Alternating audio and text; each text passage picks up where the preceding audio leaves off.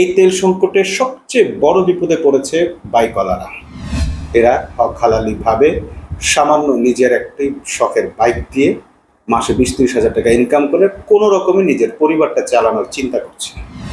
তারা ইরানের বিরুদ্ধে একটা ফতোয়া দিয়েছে। ইরানের বিরুদ্ধে ফতোয়া দিলে ইরান এই মুহূর্তে আপনাকে তেল দিবে। পরিকল্পিতভাবেই কিছু অপকর্ম করে। যখন তারা ধরা পড়ে তখন তারা ওই পাসপোর্টটা শো করে, যেটা তারা বাংলাদেশের যে পাসপোর্টটা তারা সরকারের আজ্ঞাবহ সরকার তাদের আজ্ঞাবহ শেখ হাসিনা সরকারের কাছ থেকে ম্যানিপুলেট করে বের করে নিয়েছিল। মানে পুরো সিস্টেমটা, কালচারটা বা ছবি টবি দিয়ে এমনভাবে পেঁচার ছবি এমনভাবে তৈরি করা হয় যেন এটা একটা হিন্দু রাষ্ট্র। বাংলাদেশকে মুসলিম রাষ্ট্রের কাছে বা মধ্যপ্রাচ্যের কাছে একটি হিন্দু রাষ্ট্র বা এটি শিরকের সাথে শিরকে লিপ্ত পূজার দেশ এইরকমভাবে এই মধ্যপ্রাচ্যে উপস্থাপন করা হয়। তেল নিয়ে বাংলাদেশে এত তেলিসমাতি কেন? দর্শক, আপনারা নিশ্চয়ই দেখেছেন যে বাংলাদেশে এখন তেলের সংকটে কি ভয়াবহ ত্রাহি অবস্থা সাধারণ জনগণ। এই সরকার চাঁদাবাজদের কিছু বলছে না, এই সরকার তার দলের লুটেরাদের কিছু বলছে না, এই সরকার কিছু উচ্ছৃঙ্খল মানুষকে কর্মসংস্থানের এক ধরনের অবৈধ ব্যবস্থা করে দিয়েছে এবং সেই অবৈধ ব্যবস্থাগুলোকে বৈধতা দেওয়ার জন্য নানা ধরনের কথা তার মন্ত্রীরা প্রশ্রয়মূলক কথা বলে যাচ্ছে। অন্যদিকে তার দলের বড় বড় নেতারা কমিটমেন্ট দিয়েছিলেন এত কোটি, এত হাজার, এত লক্ষ কর্মসংস্থান সৃষ্টি করবে। কিন্তু আমরা দেখছি কি, ঢাকা শহরে কয়েক লক্ষ বেকার যুবকের কর্মসংস্থান কেড়ে নিয়েছে এক তেল সংকটের মাধ্যমে। এই তেল সংকটের সবচেয়ে বড় বিপদে পড়েছে বাইকওয়ালারা, বিশেষ করে যারা পাঠাও বা উবারের গাড়ি চালান অথবা এমনিতেও পার্সোনালি নিজের বাইকে করে ভাড়া খাটিয়ে এরপর নিজেদের সংসার চালান, নিজেদের পরিবার চালান, এমনকি নিজেদের লেখাপড়া সেটাও পর্যন্ত চালান।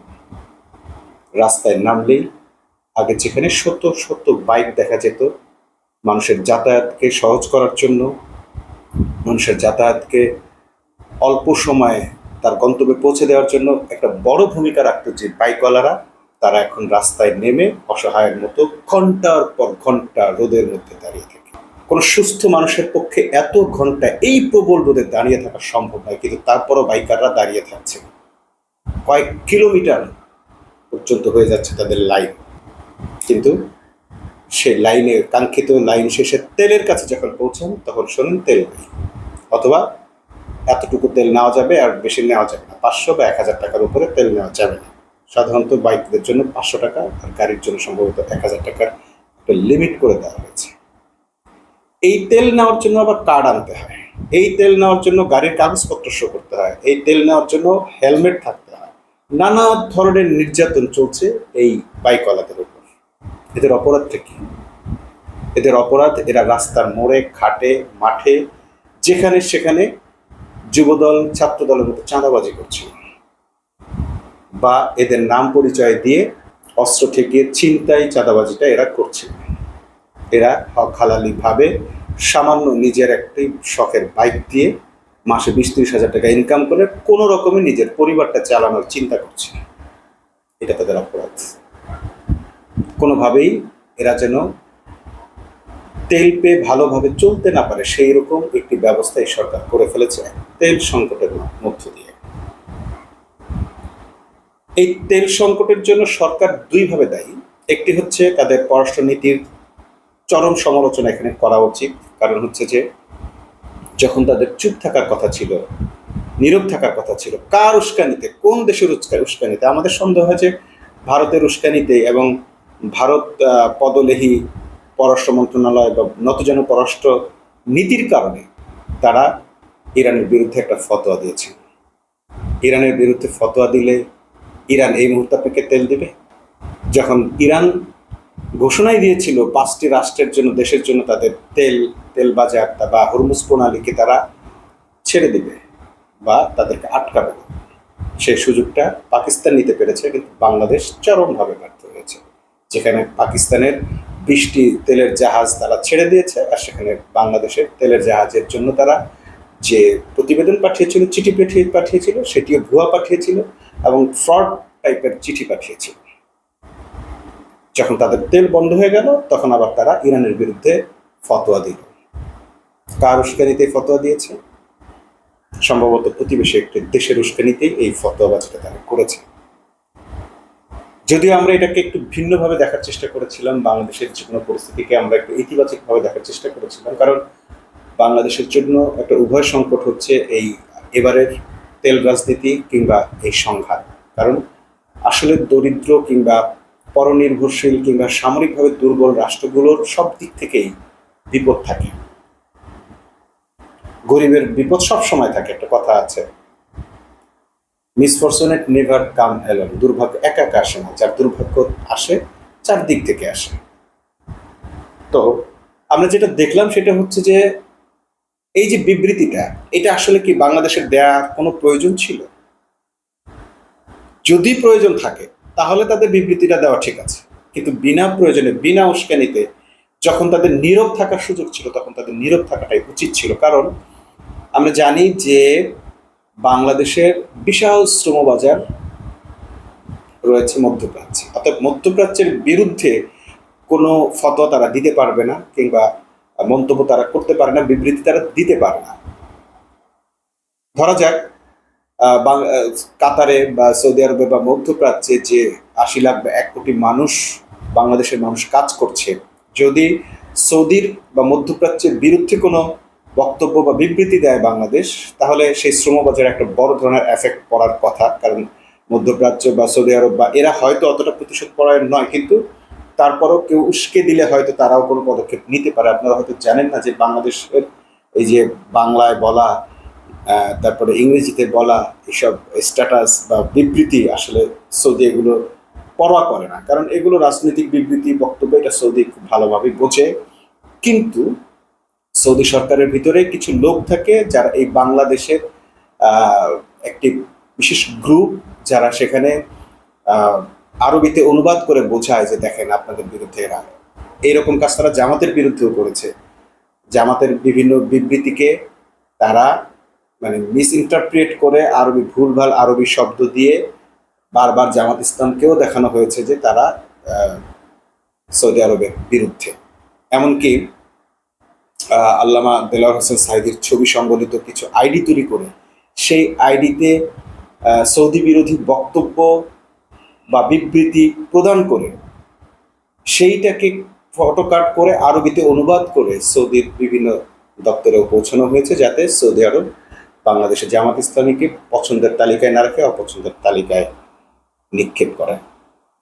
এর ফলে আমরা দেখেছি যে আগে যেখানে সৌদি আরবের বা রিয়াদের বিভিন্ন বিশ্ববিদ্যালয়ে ইসলামী আন্দোলনের কর্মীদের কিংবা জামাত ইসলামী এবং ইসলামী ছাত্র শিবিরের, খোলামেলাই বলছি যে ইসলামী ছাত্র শিবিরের নেতাকর্মীদের এক ধরনের আধিপত্য বা সুযোগটা বেশি পেত তারা, এইসব অপপ্রচারের ফলে সেই সুযোগটা কিন্তু আর অবারিত থাকেনি, অনেকাংশেই কমে গেছে। এই ষড়যন্ত্রকারীরাই বিএনপি বা সরকার যেই থাকুক, বাংলাদেশ সরকারকে যে কোনো সরকারকেই তারা চায় সৌদি আরবের কাছ থেকে দূরে রাখতে। এই চক্রান্তে ভারত কিভাবে জড়িত থাকে এটার একটা ছোট্ট উদাহরণ দিই আপনাদেরকে।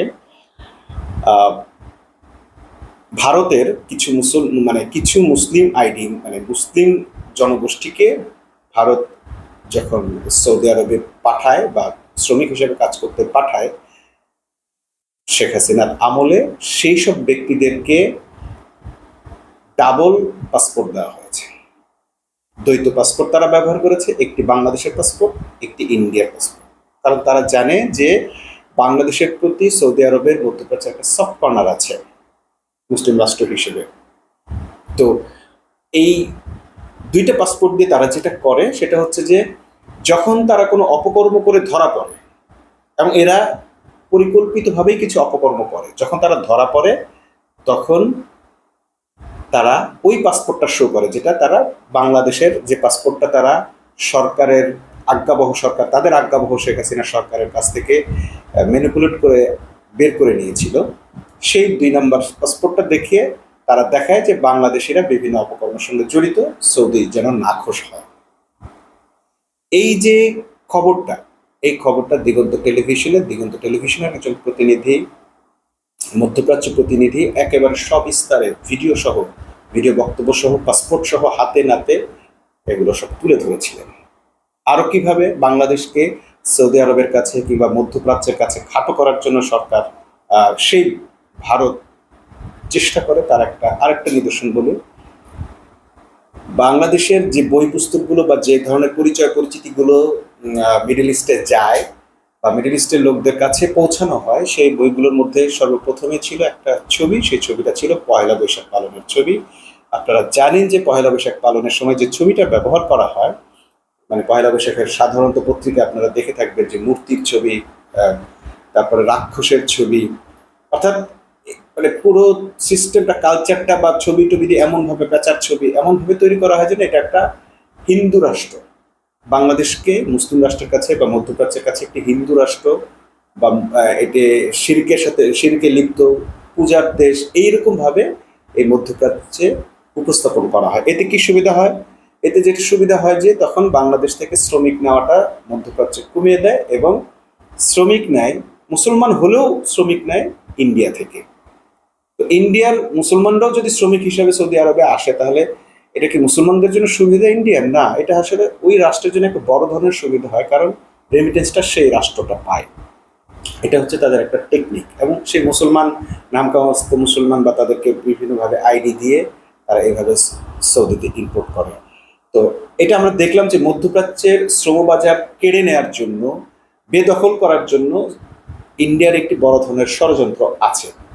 তো এখন যদি কোনোভাবে বাংলাদেশ সৌদি আরবের বিরুদ্ধে কোনো বিবৃতি দেয়, আমরা দেখেছি অনেক রাজনৈতিক নেতাদের বা বাংলাদেশের বিভিন্ন ব্যক্তিদের ফেসবুকে এই মধ্যপ্রাচ্য বিরোধী কিন্তু স্ট্যাটাস আছে, সৌদিকে গালি দিয়ে, সৌদি ব্যবসাদেরকে গালি দিয়ে স্ট্যাটাস আছে, কিন্তু সৌদি আরব এগুলোকে খুব একটা কান দেয় না। কিন্তু কোনো কোনো মহল এটাকে ম্যানিপুলেট করে বা উদ্দেশ্যমূলকভাবে অনুবাদ করে, আরবি করে যদি সৌদি সরকারের সেই জায়গা মতো উপস্থাপন করতে পারে, তখন হয়তো কোথাও কোথাও ব্যবস্থা নেওয়া হয়। রোহিঙ্গাদের ক্ষেত্রে আমরা দেখেছি সরকার বাংলাদেশে একটা চাপ প্রয়োগ করেছিল। আব্দুল মোমেনের কথা তো আপনারা জানেন। তখন ভারত কি বলে, সৌদি আরব বলেছিল যারা রোহিঙ্গা কিন্তু বাংলাদেশের পাসপোর্ট নিয়ে সৌদি আরবে গেছে, মানে বাংলাদেশ থেকে সৌদি আরবে গেছে, তাদেরকে যেন বাংলাদেশি পাসপোর্ট দেওয়া হয়। যদি না দেওয়া হয় তাদেরকে তারা বাংলাদেশেই পাঠিয়ে দেবে। মোমেন সাহেব ভারতের কথা মতো প্রথমে বলেছিলেন, না, এদেরকে আমরা বাংলাদেশের পাসপোর্ট কেন দিব, এরা রোহিঙ্গা। 50 লাখ রোহিঙ্গার বা 10 লাখ রোহিঙ্গার একটা পাসপোর্ট তারা চেয়েছিল। বাংলাদেশে যারা রোহিঙ্গা হিসেবে এসেছিল তাদের পুনর্বাসনের দায়িত্ব নিয়েছিল সৌদি আরব, বা তাদের ওখানে কর্মসংস্থানের জন্য তারা গিয়েছে বা সুযোগ করে দিয়েছে, কিন্তু তাদেরকে কোনো পাসপোর্ট বাংলাদেশ দেবে না। এটা প্রথম ইন্ডিয়ার কারণে এইটা বাংলাদেশ সিদ্ধান্ত নিয়েছিল। কিন্তু সৌদি আরব বলল কি, যদি তোমরা এই যারা রোহিঙ্গাদের পাঠিয়েছো এদেরকে বাংলাদেশের পাসপোর্ট না দাও, আমার দেশের আইন অনুযায়ী আমরা এদেরকে আমার দেশে ঠাঁই দিতে পারবো না, কারণ তারা কোনো দেশের নাগরিক নয়। কোনো দেশের নাগরিক না হলে তাদেরকে আমরা কিভাবে ঠাঁই দিব? কোনো একটা দেশের দায়িত্ব নিতে হবে। যেহেতু বাংলাদেশ থেকে এসছে, বাংলাদেশ থেকে পাসপোর্ট দেওয়া হবে। সরকার কোনোভাবেই রাজি হচ্ছিল না। শেষমেশ সৌদি সরকার বাদশা কি করলেন, সৌদি রাষ্ট্র কর্তৃপক্ষ করেছে কি, তারা 50 লাখ প্রবাসী বাংলাদেশিকে বাংলাদেশে ফেরত পাঠানোর পরিকল্পনা করে ফেলে এবং ঘোষণা দিয়ে ফেলে। এই চাপের ফলে শেষমেশ বাংলাদেশ ওই রোহিঙ্গাদেরকে বাংলাদেশের ভিসা দিতে বা পাসপোর্ট দিতে বাধ্য হয়, নাগরিকত্ব সনদ বা নাগরিকত্ব সার্টিফিকেট বা নাগরিক স্বীকৃতি দিতে বাধ্য হয়। এতে কি বাংলাদেশে কোনো লস হয়েছে? না, বাংলাদেশে কোনো লস হয় নাই। কারণটা হচ্ছে ওই রোহিঙ্গারা কিন্তু ওই ভারতীয় নাগরিক, যাদেরকে অবৈধভাবে বিভিন্ন দপ্তরের টাকার লেনদেন করে যে ভারতীয়দের হাতে যে বাংলাদেশের 2 নম্বর পাসপোর্ট পৌঁছে দেওয়া হয়েছিল, ওরা কিন্তু উদ্দেশ্যমূলকভাবে কোনো অপকর্ম করেনি। যাই কিছু করুক, ওরা জাস্ট বাংলাদেশের নাগরিকত্ব এইরকম একটা সার্টিফিকেটের কারণে ওই দেশেই থাকছে, ওই দেশেই খাচ্ছে, সব কিছুই ওই দেশে। সো এরা বাংলাদেশের বোঝা হইতে পারছে না, হচ্ছে না। অতএব এটা নিয়ে বাংলাদেশ সরকার যে রিজিড অবস্থায় ছিল, সেই অবস্থায় তাদের সরে আসতে হয়েছে। এবং যখন তারা চাপ প্রয়োগ করেছে যে 50 লাখ অভিবাসীকে পাঠিয়ে দেওয়া হবে, তখন তারা এটা মানতে বাধ্য হচ্ছে। তো আমরা যেটা বলছিলাম সেটা হচ্ছে যে এটা হচ্ছে মধ্যপ্রাচ্যের সঙ্গে বাংলাদেশের একটা রাজনীতি বা সংকট। দ্বিতীয় যেটা সমস্যা সেটা হচ্ছে যে ইরানের বিরুদ্ধে ফতোয়াবাজি করাতে এখন ইরান হরমুজ প্রণালী আবার বাংলাদেশের জন্য নিষিদ্ধ ঘোষণা করেছে। একটা হচ্ছে সেই বিবৃতি কারণ হতে পারে, 2 নম্বর কারণটা হচ্ছে যে বাংলাদেশ এর আগে যে 5টি চিঠি পাঠিয়েছিল তার মধ্যে 4টি চিঠি ছিল ফ্রড। তো এরকম একটি রাষ্ট্রকে ইরান এইভাবে এখন সুযোগ দিতে পারে না, কারণ ইরান এখন আর বাংলাদেশকে সেভাবে বিশ্বাস করতে পারছে না। তো এখন এই তেলের সংকটে বাংলাদেশে কি প্রভাব পড়লো? বাংলাদেশে যাদের গাড়ি আছে, বাইক আছে, তাদের অনেকের মধ্যেই তারা হোন্ডার তেল মোটামুটি একটু যা পাইছে নিয়ে তাদের ইমার্জেন্সির জন্য ফেলে রাখছে, যদি বিপদে পড়ে যায়। মানুষ কি পরিমাণ আতঙ্কে আছে এই সরকারের মিস ব্যবস্থা, মিস অ্যারেঞ্জমেন্টের কারণে, ম্যানেজমেন্টের কারণে। এই সরকারের প্রতি বাংলাদেশের মানুষ এখন বিন্দুমাত্র আস্থা পাচ্ছে না, কোনো ক্ষেত্রেই পাচ্ছে না। আবার দেখেন, এক ধরনের বিশ্লেষকরা বলছেন যে এই যে তেলের সংকটটা, একদিকে সরকারের মন্ত্রী, যেমন ধরেন সড়ক মন্ত্রী বলেছে তেলের কোনো সংকট নেই, একটি চক্র তেলের মজুত করেছে, কিন্তু এই চক্রটা কারা? সরকার কিন্তু সেই চক্রটাকে ধরছে না। আবার যাদেরকে ধরছে, আচ্ছা এটা তো চক্র, যদি আপনি 5 জনকেও গ্রেপ্তার করেন, আমরা টেলিভিশনে বা ভিডিওতে বহু ছবি দেখেছি যাদেরকে ধরা হয়েছে তারা নানা কায়দায় চুরি করছে, তারপরে ম্যাজিস্ট্রেট গিয়েও দেখছে যে হ্যাঁ তেল আছে, তারপরে তারা বলছে, তেল পাম্প বলছে তেল নেই। তো এটা যদি একটা চক্র হয়, তাহলে আপনারা এরকম 10 জন 50 জন ধরার পর সেই চক্রের মূল হোতারা কিন্তু বের হয়ে যাওয়ার কথা, তারা কেন বের হচ্ছে না? আবার যারা ধরা পড়ছে তাদের বিরুদ্ধে আপনারা এমন কঠোর কোনো ব্যবস্থা কেন নিতে পারছেন না, যার কারণে অন্যরা ভয় পেয়ে যেতে পারে? কিংবা আপনাদের কিন্তু বিকল্প অনেক অফার ব্যবস্থা আছে, যেমন আপনারা এখন তেলের কালার চেঞ্জ করে ফেলতে পারেন, ঘোষণা দিয়ে তেলের রংটা চেঞ্জ করে ফেলতে পারেন। আগে যেটা করা হয়েছিল, আগে যখন তেল নিয়ে এরকম তেলসমাতি হয়েছিল, তখন প্রত্যেকটা অকটেন, পেট্রোল এবং কেরোসিনের কালার চেঞ্জ করে ফেলা হয়েছে। তো সেই কালার করার পর তাকে ফল পাওয়া গেছে। আপনারা এখনই এই মুহূর্তেই এগুলোর কালার চেঞ্জ করে ফেলবেন এবং মজুদ রাখা তেলের কালার আর নতুন কালার, যদি নতুন কালার ছাড়া পুরনো কালারের কোনো তেল, অকটেন, পেট্রোল বাজারে দেখা যায় বা আসে, তাহলে তারা ধরা খাবে, তাদের কঠোর শাস্তি হবে, জরিমানা হবে, এরকম ঘোষণা দেন কিংবা দাম কমিয়ে ফেলেন, এমন একটা পর্যায়ে নিয়ে আসেন। কিন্তু আপনারা সেটা করছেন না। কেন করছেন না? সেই কথাটা আজকে একজন ভুক্তভোগীর মুখে আমরা শুনেছি। সেটি হচ্ছে যে সরকার মূলত এই জ্বালানির দাম বাড়াতে চায়। জ্বালানির দাম বাড়ানোর জন্য তারা কৃত্রিমভাবে বিদ্যুৎ সংকট দেখাচ্ছে, কৃত্রিমভাবে তেল সংকটটা তৈরি করেছে। পাবলিক কিন্তু অলরেডি বলা শুরু করেছে এবং বেশি দামে তেল কেনা শুরুও করেছে। তারা এখন বলছে যে এরকম 400-500 টাকা দিয়ে 1 লিটার তেলের জন্য, অকটেনের জন্য বা ডিজেলের জন্য এত টাকা দিচ্ছি, তার চেয়ে বরং 30 টাকা, 50 টাকা, 20 টাকা বাড়াক, সরকার তেলের দাম বাড়াক। আপনার এরকম যে তেলের দাম বাড়লেই সরবরাহ বেড়ে যাবে, এগুলো হচ্ছে তাদের এই যে জনগণকে দিয়ে বলানো হচ্ছে। ভুক্তভোগীরা নিজেই ইচ্ছে করে এখন বাধ্য হয়ে বলতেছে দরকারে টাকা নেড়ে বাবা। এমনও পাওয়া গেছে যে 1000 টাকা দিতে রাজি হয়েছে তার হোন্ডার সামান্য কিছু তেল দেওয়ার জন্য। বিপদে পড়ে গেলে মানুষ কি করবে? বাংলাদেশের মানুষ তো চিননি। আজকে আমরা দেখলাম বাংলাদেশের এই তেলসমাতি দেখে সরজমিনে দেখতে বিভিন্ন তেল পাম্পে জামাতের আমির ডাক্তার শফিকুর রহমান ভিজিট করেছেন। আমরা ওখানে গিয়েছি, গরমের মধ্যে অল্প সময় হলেও আমরা তাদের সাথে থেকেছি, কথা বলেছি, বুঝেছি। এই চিত্র এখন সংসদে আমরা নিয়ে এসেছি। আমরা এটা বিশ্বাস করি এবং স্বীকার করি, এই সংকটটা এই সরকারের তৈরি না। এই সংকট তৈরি হয়েছে বিশ্বের যুদ্ধে লাগার কারণ। তাহলে এখানে লুকোচুরির কি আছে? আমরা খোলামেলা সত্য কথাটা বলি, সবাই মিলে তার সমাধানের পথ খুঁজে বের করি। তা না করে ধামা চাপা দেওয়া হলে, ধামা চাপা দিলে সেচে কি পাওয়ার টিলার চালানোর জন্য আমার কৃষক ভাইটা তেল পাবে? যারা বাইক চালাইয়া নিজের সংসারটা কোনো স্রোত নির্বাহ করে, আমি জিজ্ঞেস করেছি ভাই আগে কত? বলে যে আগে 1,500-2,000 টাকা রুজি করতাম, এখন কত? না এখন তো 500-600। সেখানেও এক শ্রেণীর লোক তাদের পেছনে উস্কে দেওয়া হয়েছে। তারা বলছে আপনারা রাস্তায় নেমে আসেন, এই করেন সে করেন। জামাত আমির অত্যন্ত স্পষ্ট ভাষায় বলেছে রাস্তায় আপনারা নামেন, আপনাদের সঙ্গে আমরা আছি। বিভিন্ন জায়গায় লাইনে দাঁড়িয়ে থাকে গাড়িগুলোর যারা চালক, মালিক, তাদের সাথে আমরা কথা বলেছি। আস্তে আস্তে নেমেছি গাড়ি থেকে, তাদের সাথে গিয়ে কথা বলেছি।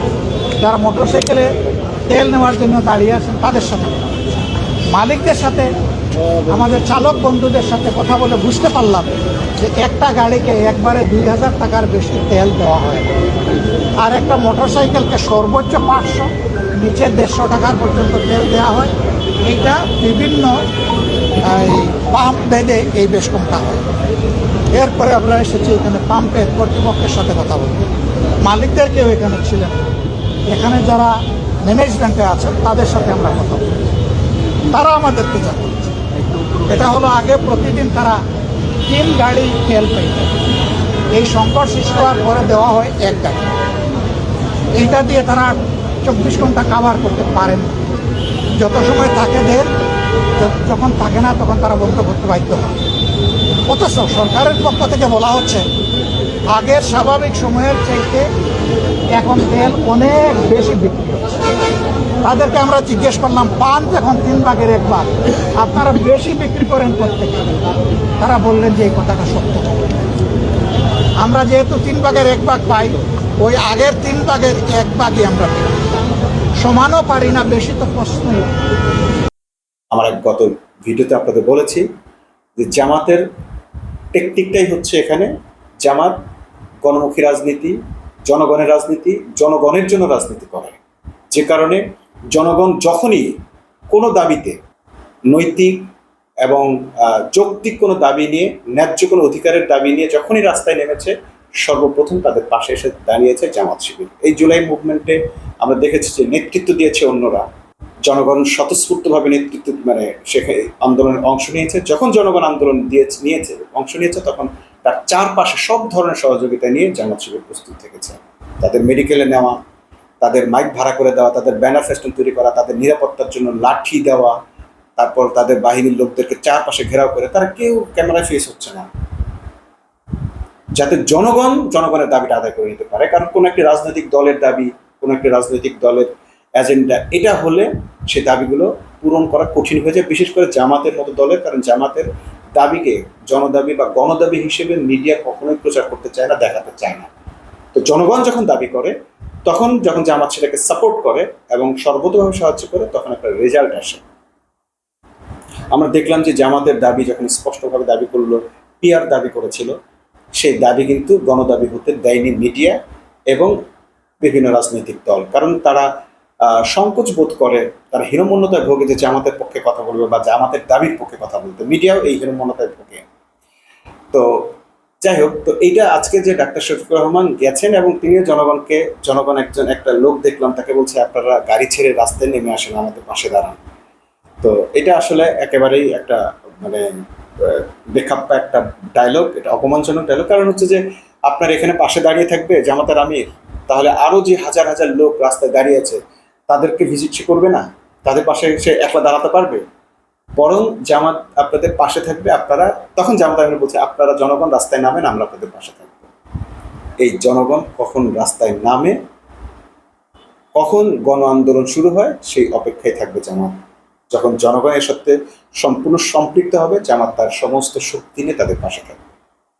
কারণ জামাত চায় না যে এটা জামাতের দাবি হিসেবে এই দাবিগুলো, যৌক্তিক দাবিগুলো সরকারের কাছে বা বিভিন্ন গোষ্ঠীর কাছে অগ্রহণযোগ্য হোক বা অজনপ্রিয় হোক। বাংলাদেশ সরকার যে তেলেসমাতিটা করছে তেল নিয়ে এবং বিদ্যুৎ নিয়ে, তার প্রধান কারণ বিশেষ একটি দেশকে, প্রতিবেশী রাষ্ট্রটিকে এবং বিশেষ গোষ্ঠীকে সুযোগ সুবিধা দেওয়ার জন্য। আর সেটি কি? তারা অবিলম্বে গ্যাসের দাম বৃদ্ধি করবে, তেলের দাম বৃদ্ধি করবে, তেল অকটেন পেট্রোলের দাম বৃদ্ধি করবে এবং তারা বিদ্যুতের দাম বৃদ্ধি করবে। আর এসব বৃদ্ধি করার মাধ্যমে বাংলাদেশে রাতারাতি সকল জিনিসের দাম দ্বিগুণে পরিণত হবে, শুধু 2 মাসটা আসতে দেয়। ভয়াবহ এক পরিণতির দিকে যাচ্ছে বাংলাদেশ এবং মুদ্রাস্ফীতির দিকে যাচ্ছে বাংলাদেশ। এমত অবস্থায় এই সরকারকে যদি জনগণ রাস্তায় নেমে এখনই প্রতিহত না করে, তাদের জন্য খুব খারাপ দিন অপেক্ষা করছে।